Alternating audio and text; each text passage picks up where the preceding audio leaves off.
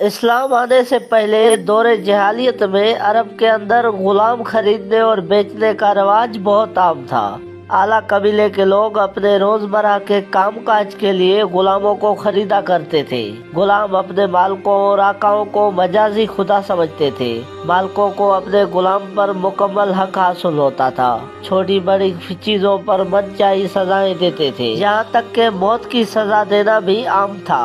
اس دور میں افریقہ کے اندر ایک علاقہ حبشہ کے نام سے مشہور تھا، جہاں سے بیشتر غلام لائے جاتے تھے، اور ان میں ایک غلام وحشی بن حرب بھی تھا، جو مکہ کے سردار زبیر کا غلام تھا۔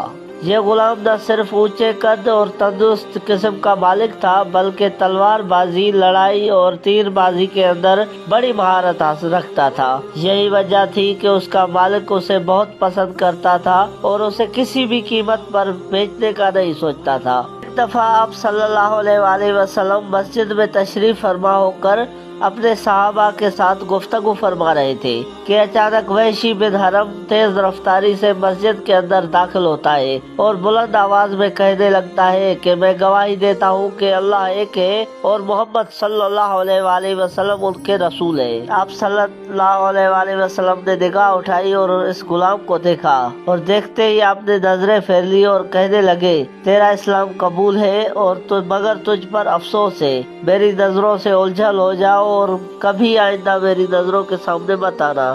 آخر اس غلام نے ایسا کیا کام کیا تھا کہ اسلام قبول کرنے کے بعد بھی آپ علیہ السلام نے سخت ناراضگی اور غم کا اظہار کیا؟ جب سرکار دو عالم صلی اللہ علیہ وآلہ وسلم کی نبوت شروع ہوئی تو کفار اور مشرکین نے مسلمانوں کو اذیتیں دینا اور پریشان کرنا شروع کر دیا تھا۔ اسلام کی بقا اور کفار کی شرارتوں کے نتیجے میں سن 2 ہجری میں مسلمانوں اور مشرکین مکہ کے درمیان کفر و اسلام کی پہلی جنگ لڑی گئی، جس کو غزوہ بدر کہتے ہیں۔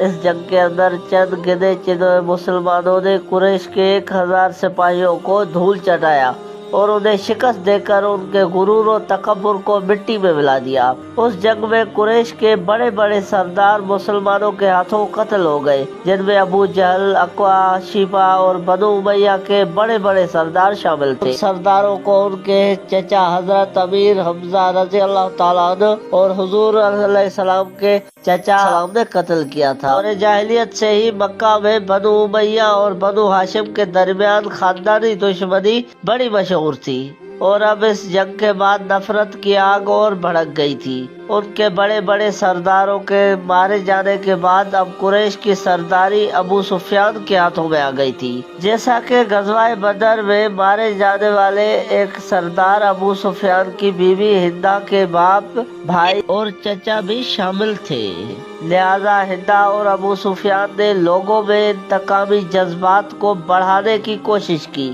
اور قریش کو دور سے نبی کریم صلی اللہ علیہ وآلہ وسلم کے خلاف اٹھ کھڑے ہونے کی دعوت دی۔ لہذا اگلے سال قریش مکہ بدر کے مقتولین کا بدلہ لینے کے لیے نئی جوش و جذبے کے ساتھ غزوہ احد کی تیاری کرنے لگے۔ اسی دوران وحشی ابن حرب کو بلا لیا گیا اور اس سے پوچھا گیا کیا تم غلامی سے چھٹکارا چاہتے ہو؟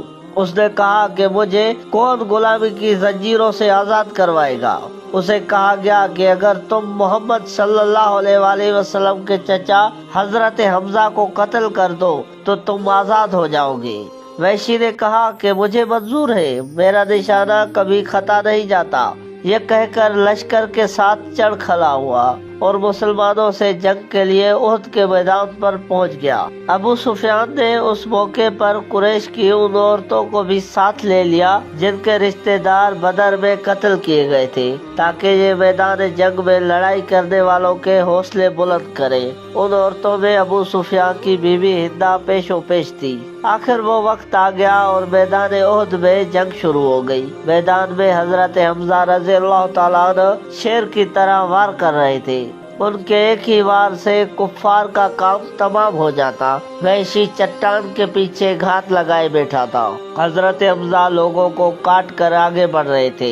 ان کے سامنے ٹھہرنے اور ثابت قدم رکھنے کی ہمت کوئی نہیں رکھتا تھا۔ جب حضرت حمزہ ایک مشق سے مقابلہ کر رہے تھے تو وحشی نے موقع پا کر اچانک زوردار وار کیا اور اس کا نیزہ حضرت حمزہ کے پیٹ کے نچلے حصے کو کاٹتے ہوئے اندر داخل ہو گیا۔ نیزہ ان کے جسم میں پیوست ہو گیا تھا۔ جب وحشی کو یہ یقین ہوا کہ وہ فوت ہو گئے ہیں تو وہ خیمے میں جا کر بیٹھ گیا۔ وحشی کو اس کے بعد لڑائی میں کوئی دلچسپی نہیں تھی، وہ تو بس آزادی کی خوشی منا رہا تھا۔ جنگ جاری رہی اور اب حضرت حمزہ کی شہادت کے بعد مسلمانوں کے قدم ڈگمگانے لگے۔ مسلمان شہید ہو گئے اور اس موقع پر ہندا عورتوں کو ساتھ لے کر مسلمانوں کی بکھری ہوئی لاشوں کے پاس گئی۔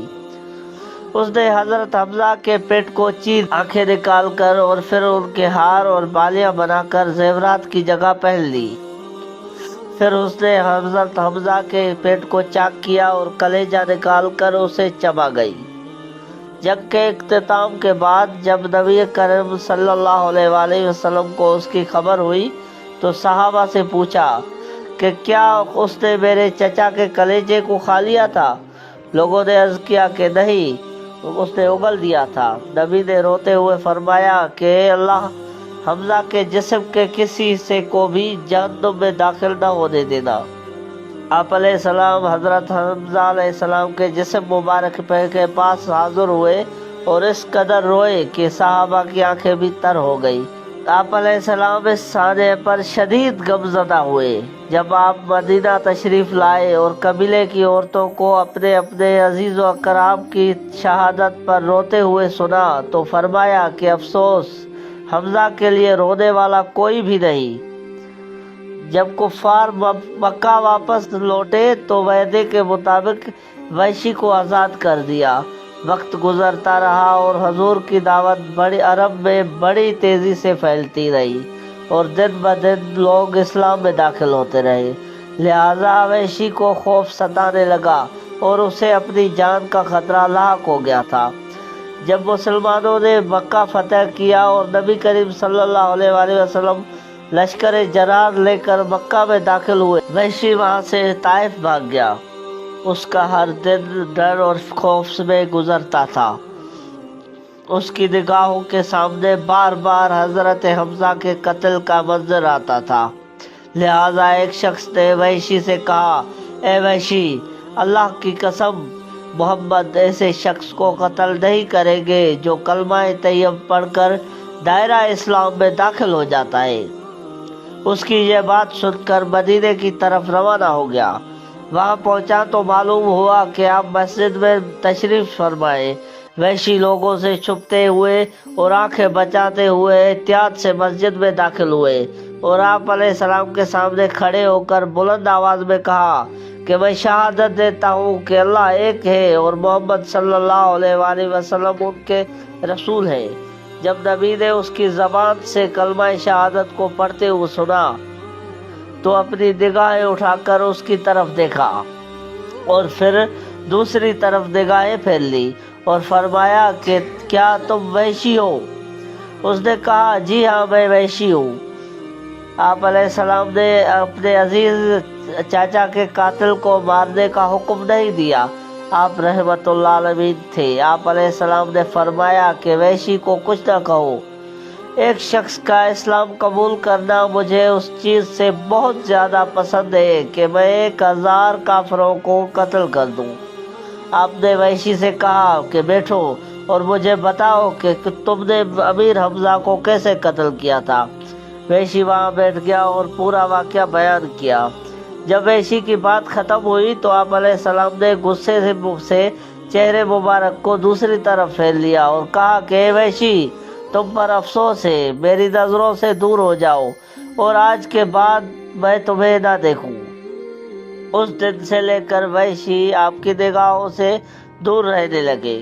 جب آپ علیہ السلام صحابہ کے سامنے بیٹھتے تو وحشی آپ کے تاکہ نبی کی نظر مبارک نہ پڑے، یہاں تک کہ آپ علیہ السلام اس دنیا سے چلے گئے۔